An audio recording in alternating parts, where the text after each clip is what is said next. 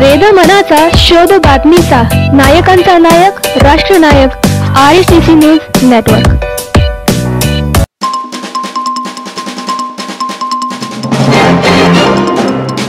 तू इतकं दिलं मागे कधी सराव, तुला देव म्हणावं की भीमराव म्हणावं।